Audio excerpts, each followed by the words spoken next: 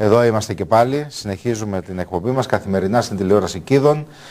Συζητάμε για τις δημοτικές εκλογές στο Δήμο Χανίων. Είναι ο μοναδικός μεγάλος δήμος, λέγαμε στην αρχή της εκπομπής, όπου έχουμε και δεύτερο γύρο. Συνολικά σε 11 δήμους της Κρήτης έχουμε δεύτερο γύρο. Στους άλλους μεγάλους δήμους του νησιού έχει από την πρώτη Κυριακή καθαρίσει η κατάσταση.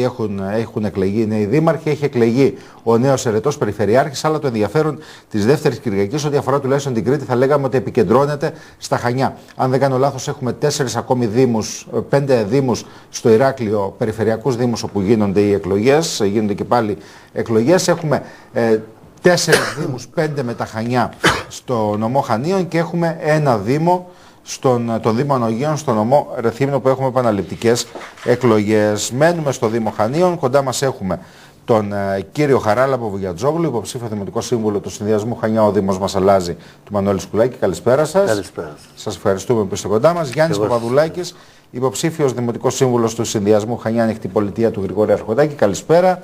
Σας ευχαριστούμε που είστε κοντά μας. Και θα ξεκινήσω τη συζήτηση με εσάς, κύριε Παπαδουλάκη. Έτσι, κύριε Βουγιατζόγλου, θα με συγχωρήσετε. Είχατε μια πορεία στην κουβέντα που κάναμε πριν ξεκινήσει η εκπομπή, σε σχέση με το πώς μπορεί να ανατραπεί το αποτέλεσμα του πρώτου γύρου. Αν μπορεί να ανατραπεί. Και θα ήθελα να σας ρωτήσω, έτσι, να μπούμε κατευθείαν στα βαθιά. Κύριε Παπαδουλάκη, ανατρέπεται μια διαφορά 13 μονάδων? Θα ήθελα να κάνω μια μικρή εισαγωγή πρώτα.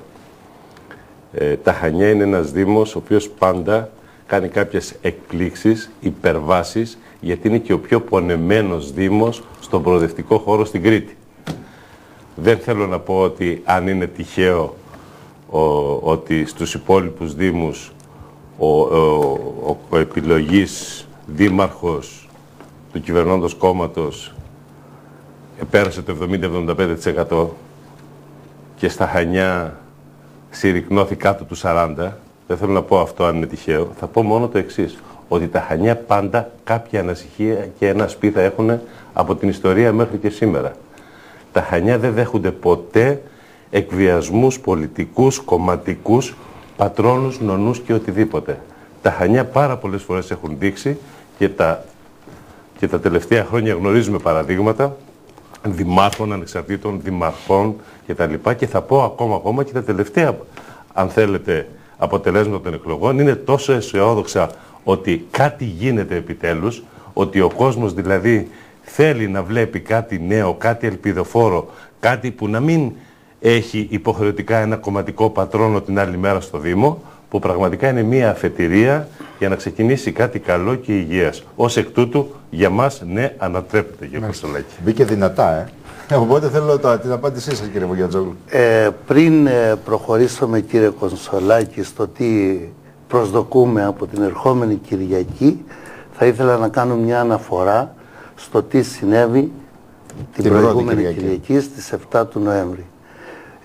Θεωρώ και εγώ και η παράταξή μας, ο συνδυασμός μας, ότι έγινε ένας πάρα πολύ ωραίος αγώνας από όλους τους συνδυασμούς, από όλους τους επικεφαλείς, από όλους τους υποψήφιους δημοτικούς και τοπικούς συμβούλους, και γι' αυτό το λόγο θέλω να τους συγχαρώ με την ευκαιρία που μου δίνετε σήμερα. Θέλω επίσης να σας πω ότι ως συνδυασμός, ως παράταξη, είμαστε ικανοποιημένοι με το ποσοστό της πρώτης Κυριακής, χωρίς να σημαίνει αυτό ότι θεωρούμε πως η υπόθεση της εκλογής στο Δήμο Χανίων έχει τελειώσει. Αντίθετα, θεωρούμε ότι έχουμε μια μεγάλη ευθύνη όλη αυτή τη βδομάδα που διανύουμε για να κάνουμε αυτό που πρέπει και να πάμε στην ερχόμενη Κυριακή. Πιστεύουμε λοιπόν ότι ναι, μπορεί να ανατραπεί και να πάρουμε την πλειοψηφία στις εκλογές της ερχόμενης Κυριακής, με κάποιες προϋποθέσεις βέβαια, που πιστεύω στη συνέχεια της συζήτησής μας να έχουμε την ευκαιρία να εκφράσουμε. Εσείς βέβαια δεν θέλετε ανατροπή. Και εγώ συμφωνώ με την ανατροπή βέβαια. Και χαίρομαι που το έχετε καταλάβει κιόλας. Λοιπόν, καταλαβαίνετε τι εννοώ. Ναι, είναι σαφές.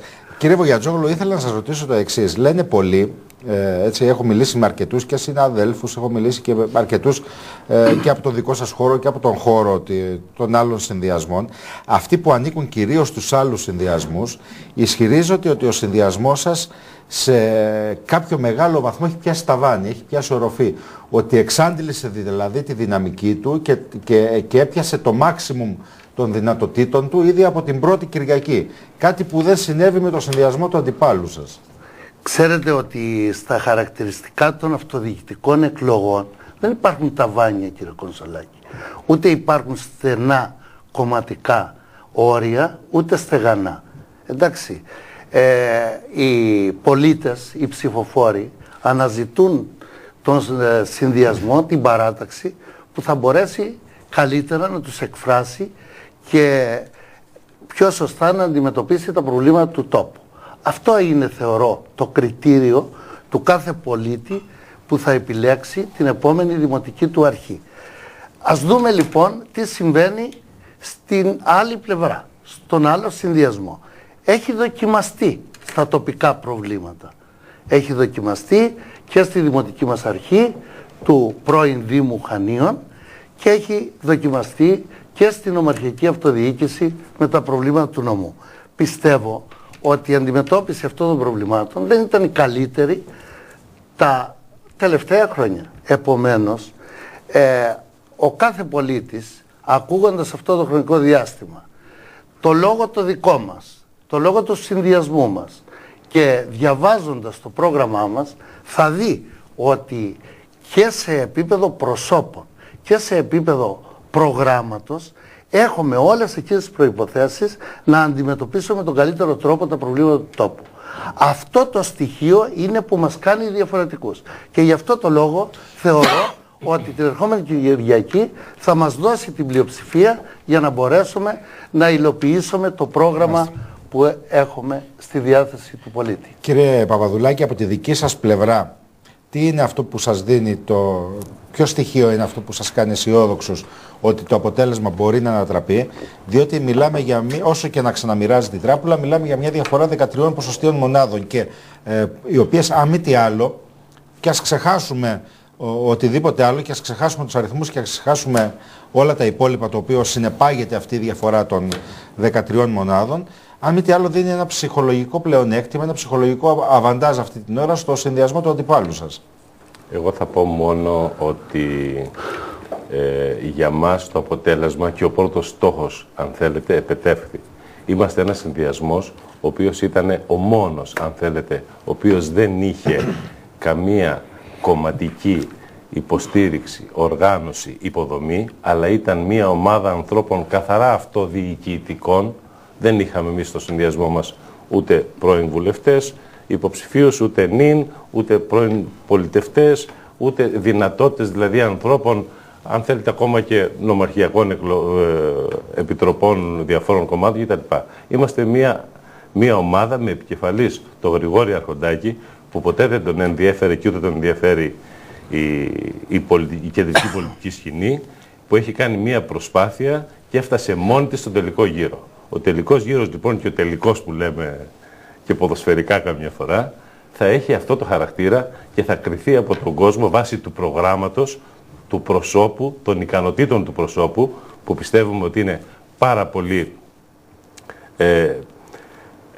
δυνατός, αγνός, δραστήριος και από το μέχρι τώρα, αντίθετα με αυτό που είπε ο κ. Βογιατζόγλου, ότι μέχρι σήμερα η δοκιμασία του στην ομαρχιακή ή αν θέλετε και δημοτική αρχή δεν έχει κάνει έργο, και τον πολύ κόσμο έχει κάνει και γι' αυτό το λόγο έχει επιβραβευθεί. Και γι' αυτό το λόγο έχει ξανά επιβραβευθεί και έχει φτάσει αυτή τη στιγμή μια ομάδα ανθρώπων με πολύ καλό πρόγραμμα, να κάνει πολύ καλές προτάσεις και να είναι υπερήφανοι που υπάρχουν στα Χανιά ακόμα, παρά τις πιέσεις που είπα λίγο πριν των μεγάλων κομμάτων και των μεγάλων δυνάμεων, αν θέλετε, να μπορεί να φτάσει στο τελικό και να περάσει ένα πρόγραμμα καθαρά αυτοδιοικητικό και μόνο. Να σας ρωτήσω, από ποιες δεξαμενές προσδοκάτε να πάρετε το ποσοστό το οποίο σας λείπει? Είναι ένα ποσοστό της τάξης του 23, 23,5 περίπου της 100. Υπάρχει δεξαμενή του κυρίου Βερβιδάκη, του κυρίου Βάμβουκα, του κυρίου Παπαντονάκη. Είναι μια δεξαμενή περίπου ένας στους τρεις, με χοντρά, ένας στους τρεις ψηφοφόρους. Έτσι, ανήκει σε αυτή τη δεξαμενή. Πώς μπορείτε να τον προσελκύσετε? Θα σας πω και ή από ποια δεξαμενή πιστεύετε ότι μπορείτε να πάρετε τους περισσότερους? Για μας μία είναι δεξαμενή. Ο ένας απλός σκεπτόμενος πολίτης που δεν ανήκει σε καμία πλευρά. Εγώ δεν θέλω να πιστεύω ότι οι άνθρωποι που ψήφισαν σήμερα το συνδυασμό του κυρίου Σκουλάκη ή του κυρίου Βάμβουκα ή του κυρίου Παπαντονάκη ή τον δικό μας συνδυασμό είναι διαφορετικοί. Είναι άνθρωποι που εκείνη τη στιγμή κρίνουν, βλέπουν ότι έχουν ένα υποψήφιο και δυστυχώς ή ευτυχώς συμβαίνει αυτό στα Χανιά. Και γι' αυτό το λόγο έχουμε και κάποιους ανθρώπους οι οποίοι λόγω ιδιότητος, λόγω δραστηριότητος, λόγω εν πάση περιπτώσει έχουν κάποιους προσωπικούς ψήφους, κάνουν τις επιλογές και τις υποχρεώσεις. Σε αυτή τη βάση όμως έχουμε να κρίνουμε ένα καθαρά κομματικό δήμαρχο ή ένα καθαρά αυτοδιοικητικό δήμαρχο. Αυτό μας κάνει να πιστεύουμε ότι θα είμαστε τελικά οι νικητές που θα σπάσουμε το νήμα.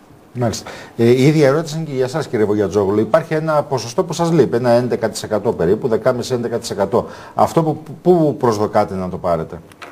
Να ξεκινήσω με μια παρατήρηση, επιτρέψτε μου, που μας είπε ο κύριος Παπαδουλάκης ότι είναι ικανοποιημένοι